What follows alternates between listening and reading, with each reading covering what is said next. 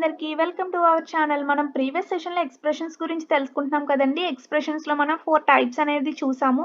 Constant expression, arithmetic expression, floating expression and integral expression అని చెప్పేసి 4 types అనేది చూసామండి. ఎవరైనా చూడకపోతే కింద డిస్క్రిప్షన్‌లో లింక్ ఇస్తాను. పార్ట్ 1 చూసిన తర్వాత పార్ట్ 2 అనేది చూడండి. ఇందులో పార్ట్ 1లో 4 అయిపోయినాయి కాబట్టి ఇంకా 4 ఎక్స్‌ప్రెషన్స్ అనేవి ఉన్నాయి. అవి ఈ సెషన్‌లో మనం కవర్ చేసేద్దాము. ఓకే. ఇంకా స్టార్ట్ చేసేద్దామండి. నెక్స్ట్ ఎక్స్‌ప్రెషన్ వచ్చేసి మనకి రిలేషనల్ ఎక్స్‌ప్రెషన్.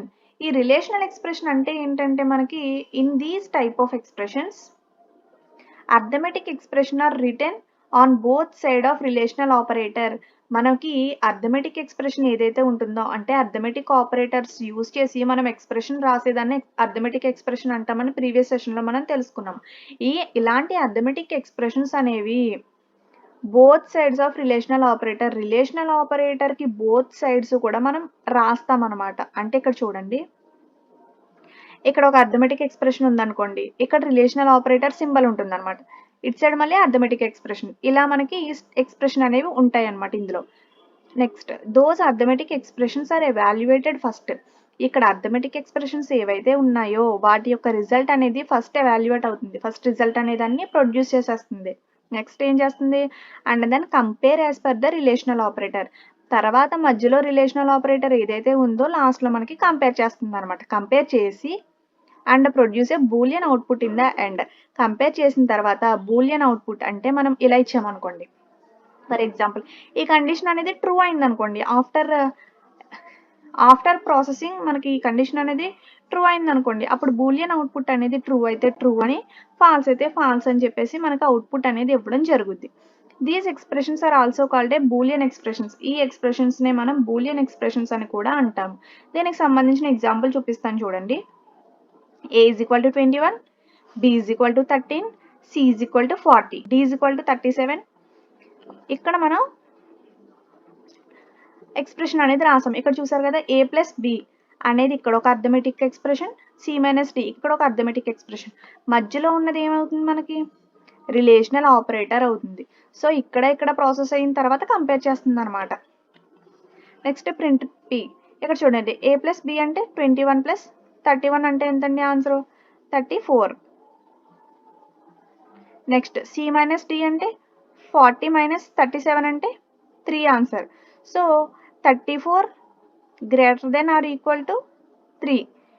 ఈ కండిషన్ ట్రూ ఆ ఫాల్స్ అండి అంటే ట్రూ కాబట్టి ప్రింట్ p అని అన్నప్పుడు ట్రూ అని చెప్పేసి మనకి రిజల్ట్ అనేది వస్తుందన్నమాట. ఇలా మనకి రిలేషనల్ ఎక్స్‌ప్రెషన్ అనేది రాయడం జరుగుతుంది.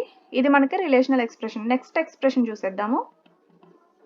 నెక్స్ట్ వచ్చేసి లాజికల్ ఎక్స్‌ప్రెషన్. ఈ ఎక్స్‌ప్రెషన్ ఏంటో చూద్దాం. These are the kind of expressions that result in either true or false. మనకి ఈ టైప్ ఆఫ్ ఎక్స్‌ప్రెషన్స్ ఏంటంటే రిజల్ట్ అనేది ఐదర్ ట్రూ అన్న అవుతుంది, లేదు అనుకుంటే ఫాల్స్ అన్న అవుతుంది. Next it basically specifies 1 or more conditions. ఇది బేసికల్గా ఎన్ని కండిషన్స్ అంటే స్పెసిఫై చేస్తుంది అంటే 1 ఆర్ మోర్ కండిషన్స్ని స్పెసిఫై చేస్తుంది. For example 10 is equal to 9 is a condition. ఇది ఒక condition. If 10 is equal to 9, 10 అనేది 9కి ఈక్వల్ అయితే as we know that it is not correct. ఇది నాట్ కరెక్ట్, మనకి కరెక్ట్ కాదు. ఇది 10 9 ఈక్వల్ అంటే కరెక్ట్ కాదు మనకు తెలుసు.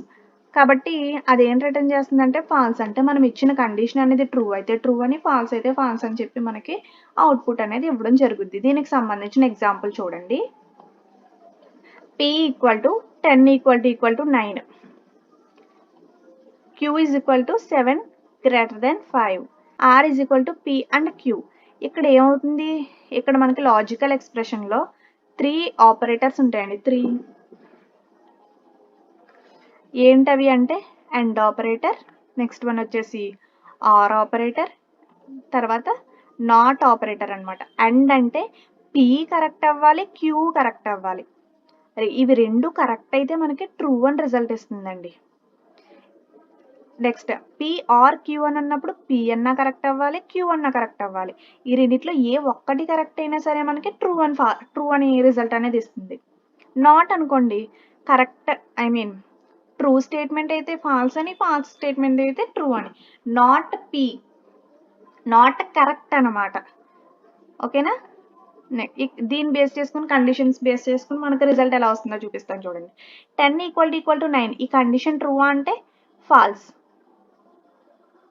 నెక్స్ట్ కండిషన్ ఏంటి? 7 గ్రేటర్ దెన్ 5 ఈ కండిషన్ ట్రూ అంటే ట్రూ.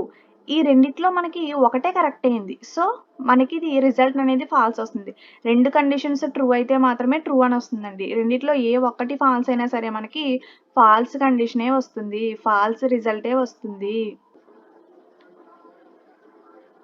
నెక్స్ట్ కండిషన్ చూద్దాం. పి ఆర్ క్యూ అంటే పి అన్నా కరెక్ట్ అవ్వాలి, క్యూ అన్నా కరెక్ట్ అవ్వాలి. ఇక్కడ మనకి ఈ కండిషన్ అనేది ట్రూ అంటే ఫాల్స్, ఈ కండిషన్ ట్రూ. ఈ రెండిట్లో ఒకటి కరెక్ట్ అయిపోయింది మనకి, కాబట్టి దీని రిజల్ట్ అనేది ట్రూ అని వస్తుంది. Next not P.